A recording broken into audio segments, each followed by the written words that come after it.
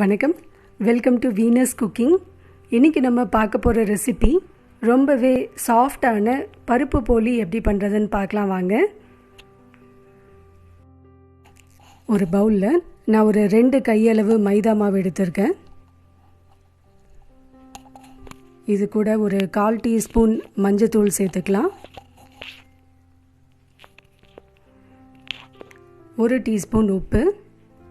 இது போட்டு நல்லா கலந்துட்டு, நான் இன்றைக்கி வனஸ்பதி சேர்த்து தான் பண்ண போகிறேன். ஒரு 2 ஸ்பூன் வனஸ்பதியை ஒரு கிண்ணத்தில் போட்டு அதை வெந்நீரில் வச்சு நல்லா உருக்கி எடுத்துருக்கேன்.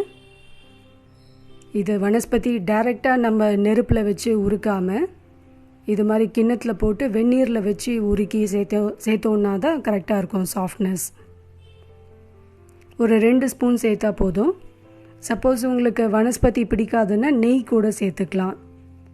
2 ஸ்பூன் நெய் சேர்த்து மாவை நல்லா பிசைஞ்சு வச்சுக்கோங்க. இப்போ இதை கொஞ்சம் கொஞ்சமாக தண்ணி தெளித்து ஒரு சாஃப்டான சப்பாத்தி மாவு பதத்துக்கு பிசைஞ்சிக்க போகிறோம். ரொம்ப ஹார்டாக இருக்கக்கூடாது, ரொம்ப தண்ணியாகவும் இருக்கக்கூடாது. ஒரு இலகின அளவுக்கு இருக்கணும்.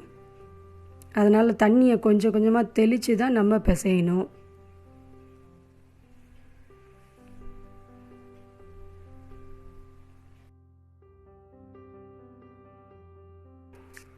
மாவு இந்த பதத்துக்கு பிசைஞ்சோன்னா கரெக்டாக இருக்கும். நம்ம விரல் வச்சு அழுத்தினோன்னா நல்லா அமுங்கணும். இப்போ இது மேலே ஒரே ஒரு ஸ்பூன் எண்ணெய் விட்டு நல்லா தடவி விட்டுடுவோம், மாவு காயாமல் இருக்கணுன்றதுக்காக. எல்லா பக்கமும் நல்லா தடவி விட்டுட்டு இதை மூடி போட்டு குறைஞ்சது 2 மணி நேரம், அதிகபட்சம் 8 மணி நேரம். நீங்கள் ஒரு 8 மணி நேரம் ஊற வச்சு பண்ணிங்கன்னா ரொம்பவே சாஃப்டான போலி கிடைக்கும் நமக்கு. ஆனால் குறைஞ்சது பார்த்திங்கன்னா 2 மணி நேரமாவது ஊற வைக்கணும்.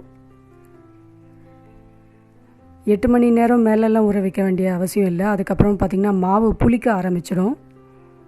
அதனால் ஒரு 2லேருந்து 8 மணி நேரத்துக்குள்ளே நீங்கள் எப்போ வேணாலும் எடுத்து பண்ணலாம்.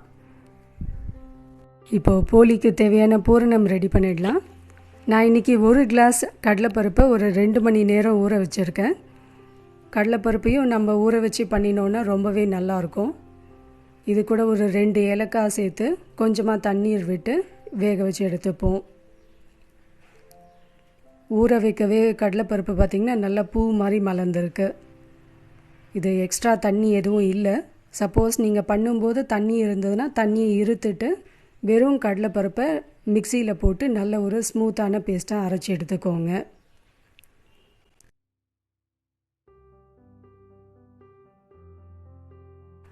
இப்போ இதுக்கு வெல்லம் பார்த்திங்கன்னா நான் ஒரு 1½ கிளாஸ் வெல்லம் எடுத்திருக்கேன். வெல்லத்தோட ஸ்வீட்னஸை பொறுத்து நீங்கள் அதிகமாகவோ கம்மியாகவோ சேர்த்துக்கலாம். நான் இன்றைக்கி 1½ கிளாஸ் வெல்லம் சேர்க்குறேன். இப்போ இதில் கொஞ்சமாக தண்ணீர் சேர்த்து வெல்லத்தை வடிகட்டுற அளவுக்கு தண்ணி சேர்த்தா போதும். ரொம்ப அதிகமாக சேர்த்தா அதுக்கப்புறம் ரொம்ப நேரம் கொதிக்க விடுற மாதிரி ஆகிடும். கொஞ்சமாக தண்ணி சேர்த்து வெல்லத்தை கரைய விட்டுட்டு வடிகட்டி எடுத்துப்போம். இப்போ இந்த வடிகட்டின வெல்லத்தோடு நம்ம அரைச்சி வச்சுருக்க கடலைப்பருப்பையும் ஒன்றா சேர்த்து நல்லா இது மாதிரி ஒரு ஸ்மூத்தான பூரணம் ரெடி பண்ணிக்கலாம். கொஞ்சம் தண்ணியாக இருக்க மாதிரி இருந்ததுன்னா கொஞ்சம் ஹை ஃப்ளேமில் வச்சு கிளறி விட்டிங்கனாலே போதும். இது மாதிரி சுண்டிடும். இது இன்னும் கொஞ்சம் ஆறின பிறகு நல்லாவே கெட்டியாயிடும். அதனால் தண்ணியாக இருக்கேன்ட்டு கவலைப்படாதீங்க. இது மாதிரி கொஞ்சம் ஹை ஃப்ளேமில் வச்சு தண்ணியை சுண்ட வச்சுட்டு அதுக்கப்புறமா ஆற விட்டுடுங்க. இப்போ மாவும் ரெடி ஆகிடுச்சு. இப்போ ஒரு வாழை இலையில் கொஞ்சமாக நெய் தடவிட்டு ஒரு மீடியம் சைஸ் உருண்டையை எடுத்து இது மாதிரி நல்லா விரித்து எடுத்துப்போம். மாவு இப்போ பார்த்திங்கன்னா நான் 8 மணி நேரம் தான் ஊற வச்சுருக்கேன். அதனால் இந்தளவுக்கு சாஃப்டாக நம்மளால் திரட்ட முடியுது.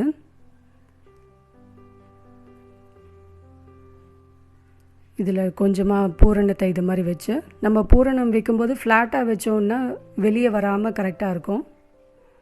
இது எல்லா பக்கமும் இது மாதிரி க்ளோஸ் பண்ணிவிட்டு எந்த அளவுக்கு நமக்கு திக்னஸ் வேணுமோ அந்த அளவுக்கு தட்டி எடுத்துக்கலாம்.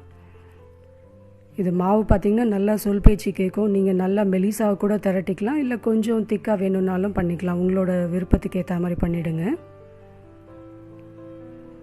ஆனால் இது மாதிரி ஈவனாக பூரணம் ஸ்ப்ரெட்டாக இருக்கணும். ஒரு பக்கம் மைதா மாவு, இன்னொரு பக்கம் பூரணம், அது மாதிரி இல்லாமல் இப்போ ஈவனாக ஸ்ப்ரெட் ஆகிருக்கு. நான் இன்னொரு பூரணமும் ரெடி பண்ணிடுறேன் பாருங்கள், இன்னொரு போலியும்.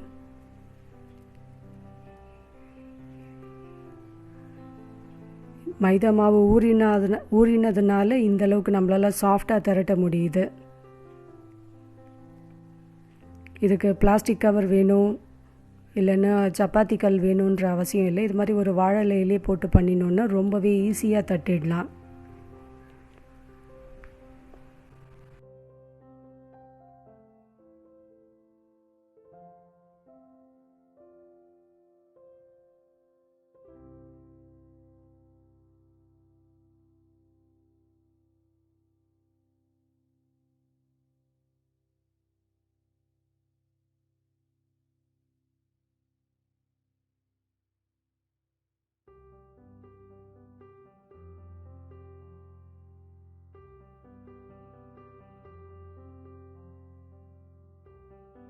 இப்போ ஒரு தவாவை நல்லா சூடு பண்ணிவிட்டு ஒரு ஸ்பூன் எண்ணெய் சேர்த்துட்டு, எண்ணெயோ நெய்யோ உங்களுக்கு எது விருப்பமோ அதை போட்டு சுட்டு எடுத்துடலாம். நான் இன்றைக்கி எண்ணெய் தான் ஊற்றியிருக்கேன்.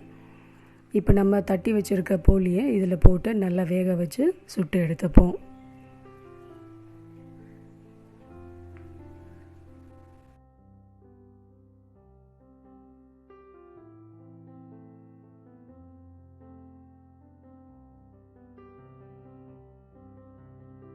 நான் இன்னொரு போலியும் சுட்டு எடுத்துடுறேன் இப்போது.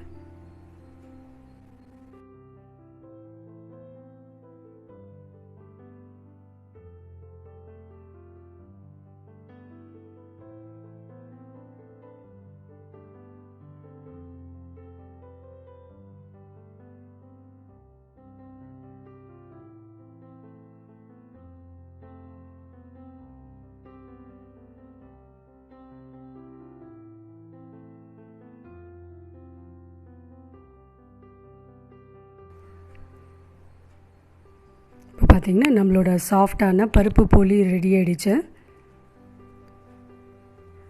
உங்களுக்கு விரலால் பார்த்திங்கன்னா ஒரு 3 விரலாலே ஈஸியாக பிச்சு எடுத்துடலாம். எந்த அளவுக்கு சாஃப்டாக இருக்குது பாருங்கள்.